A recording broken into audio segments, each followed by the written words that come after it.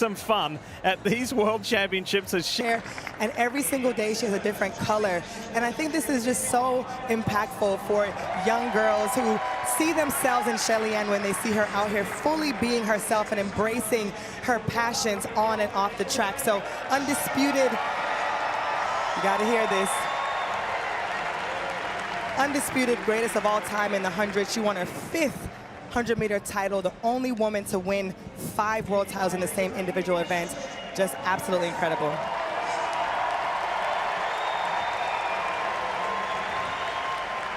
This crowd knows that the next big superstar in this event could be Abby Steiner, the NCAA champion, the collegiate record holder. Only Shericka Jackson has run faster this year. She's also the U.S. national champion this year to boot. Okay, so you'll often hear Addo talk about UCLA. You'll hear Sonia talk about Texas or Baylor. Have a look at Kudos to the coaches of that school and how well their athletes have not just run collegiately, but continued to run. The only athlete here who has beaten Abby Steiner is this 19-year-old from Nigeria. The Nigerians are very excited about her, the SEC champion. So she won SECs, Steiner got her back at NCAAs, and now they're in adjacent lanes representing their country at the World Championships. You better believe that those 3 lanes, 4, 5, and 6, are going to be hot for this semifinal. And Favour Ofili said, I didn't just come here to compete. I am here to win. That might be a little tough against Shericka Jackson, but we'll see. Final, semi-final. Shelly-Ann Fraser-Pryce, Favour Ofili, Abby Steiner in this. Set. Who's going to make the cut to make the final? This is Abby Steiner's 54th race of the year. Look at the world champion at 100 meters. She knows she has to build a lead because Steiner and Ofili are going to be coming. Here comes the young American on the inside of Shelly-Ann Fraser-Pryce. And Favour Ofili's got some work to do. Only the top 2 go through. Shelly-Ann Fraser-Pryce have left them behind. She wins in 21.83. Abby Steiner will go through on the automatic qualifier. And Favour Ofili in 3rd. We'll have to look at the time. Wow. Championships. Prior to last year, Shelly-Ann Fraser-Pryce had never broken 22. I wasn't sure if she was a medal contender at this meet. In this event, she is. Yeah, I feel the same way, Otto. I was shocked. I wasn't shocked at her first 100. I just didn't think that she would hold it so well. And she still looked comfortable in the final part of that race. I saw her after the 100-meter race, and I asked her, "Are you going to run a 200?" She said, absolutely. Wow. The kind of passion that she still has for this sport. After going from the pocket rocket to mommy rocket, after dominating still in the 100, to see how much she still loves to compete, it is so admirable. Best is 21.79. She just ran within 300s. And how did she do it? By having this monster start. You talk about a turn.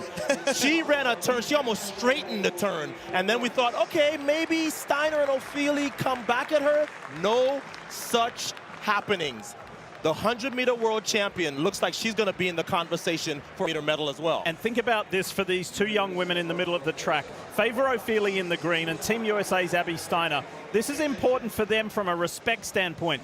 And as far as age, for Steiner, she's giving away 13 years to Shelly-Ann Fraser-Pryce, and for Favour Ofili is giving away 16 years. Wow. And at 35, Shelly-Ann Fraser-Pryce may have never looked better. Let me tell you something about Shelly-Ann Fraser-Pryce. You don't get 10 world championship goals without having a precise plan. She would have seen this lane draw yesterday and known.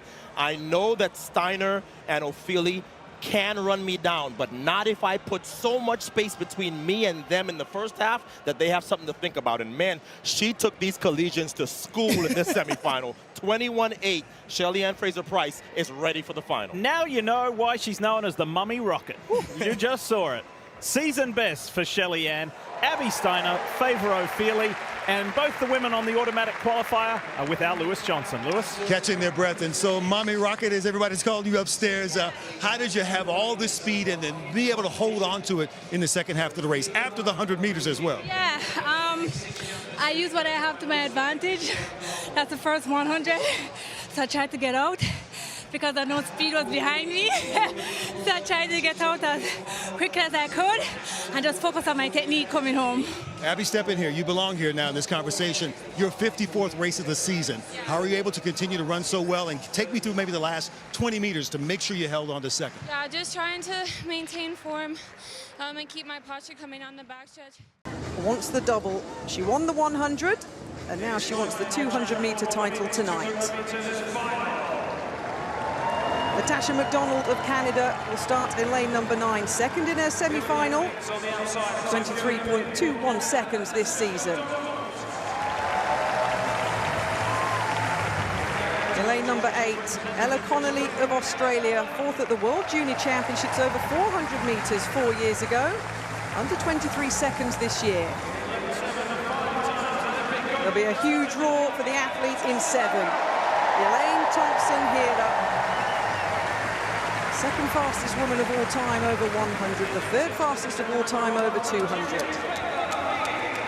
Favour Ofili of Nigeria, their national record holder, the 19-year-old, will start in lane number 6. Natalia White of Jamaica will start in 5, 8th in the 100-meter final here, 4th at the Jamaican National Championships this year over this distance. Christine Mboma from Namibia, the 19-year-old national record holder, has had her injury problems this year, but she's back. She's in this final and starts in 4. Beth Dobbin of Scotland. The line-up in lane number 3, a semi-finalist in the Olympics last year, the Scottish record holder, 22.5 at her best. And completing the lineup from the Gambia, Gina Bass, just outside 23 seconds in qualifying. She starts in lane number 2. So the final track action on this Saturday night. Bass, Dobbin, and Mboma, White. Ofili, Thompson-Herah, there she is, Connolly and McDonald.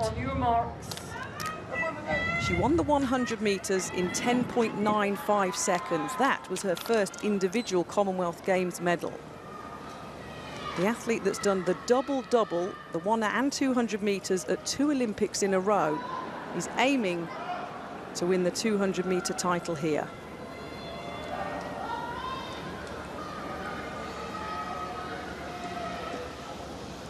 Still shouts from fans around the crowd. But a clean start. Thompson-Herah has got out nicely in lane number 7. She's took the stagger from Connolly outside of her.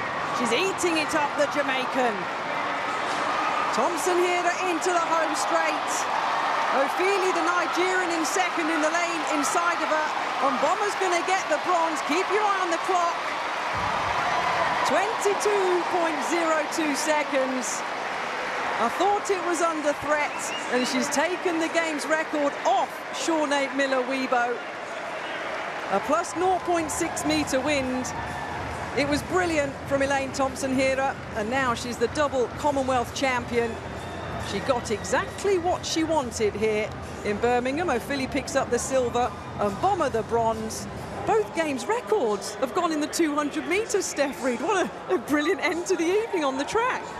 Well, something about running at night here, it's just been magical. And do you know what? It wasn't that dramatic in the end. It pretty much went to script. Elaine made her presence known on the bend, and the race really was, in the end, for the silver and the bronze. And I'm just so pleased for her. You know, perhaps she didn't have the championships that she wanted in Eugene, but she has come back, and she has finished her season on her terms. You can see her third from the left in the screen. And you can, I mean, just in those first 20 meters, her stall was set out. The moment she was gone around that bend, no one was going to catch her. But the interesting battle was happening at the back as Christine Mboma we didn't really know what she was going to do. As you say, she was coming back from injury. Her very first 200, really, that we'd seen her in was in the heats. But Favour Ofili managed to hold her off for that silver medal. It was a huge win in the end. Such is the class of Elaine Thompson-Herah. And it means a lot for an athlete that has everything. Her house just sparkles of pure gold back in Jamaica. And as we said at the start of tonight's broadcast, Jamaican Independence Day today, and they've had a storming session here again in Birmingham. It was never in doubt, as you say, Steph. She went round the bend, she held her form wonderfully well. At her best, 21.53, but 22.02 tonight, and the gold medal. And I love it. She's been so honest in her intention all the time. I want to be the greatest sprinter of all time. The women's sprint scene in recent seasons has been defined by a fascinating clash of generations, styles, and legacies. At the center of this narrative stand two Jamaican icons, Shelly-Ann Fraser-Pryce and Elaine Thompson-Herah, facing not only each other, but also a fearless new wave of challengers like Abby Steiner, Favour Ofili, and Natalia White. Fraser-Pryce's fifth 100-meter world title in Oregon was more than just another gold medal. It was a statement of longevity and dominance. At 35, competing as a mother and against athletes nearly a decade younger, she once again demonstrated her trademark explosive start and flawless transition phase. Known as the Mommy Rocket, she has redefined what sustained excellence looks like in sprinting. Her ability to remain technically sharp and mentally composed under championship pressure separates her from the field. Yet the 200 meters presents a different tactical challenge. Unlike the pure acceleration battle of the 100m, the half-lap demands controlled aggression and superior speed endurance. In the 200m semifinals, Fraser-Pryce faced rising stars Abby Steiner and Favour Ofili, both recognized for their powerful finishes. While Steiner often builds momentum in the final 80 meters and Ofili thrives on late-race strength, Fraser-Pryce relied on her explosive bend running to establish early dominance. Her 21.82 season best was a perfectly balanced race, fast out of the blocks, smooth through the curve, and composed down the straight. It confirmed she remains a multi-event threat, not just a 100m specialist. Meanwhile, Elaine Thompson-Herah showcased a different kind of sprint authority at the Commonwealth Games in Birmingham. After winning the 100 meters in 10.95 seconds, she returned to complete the 200-meter double with clinical precision. Thompson-Herah's sprint profile contrasts subtly with Fraser-Pryce. Where Shelly-Ann thrives on explosive reaction and early separation, Elaine combines fluid stride length with sustained top-end velocity. Her 200m racing often appears controlled rather than frantic, a sign of supreme confidence and biomechanical efficiency.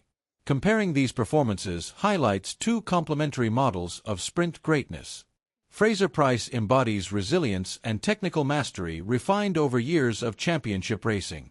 Thompson-Herah represents rhythm, power, and the ability to peak perfectly at major events. Both, however, share an essential trait: they rise when the stakes are highest. Against emerging athletes like Steiner, Ofili, and White, the Jamaican legends continue to set the benchmark. The younger generation brings raw power and ambition, but experience, race intelligence, and championship composure still tilt the balance toward the established icons. Ultimately, the women's 200 meters is no longer just about speed, it is about legacy versus emergence. And as long as Fraser-Pryce and Thompson-Herah remain on the track, every race becomes more than a final. It becomes a statement about greatness across eras.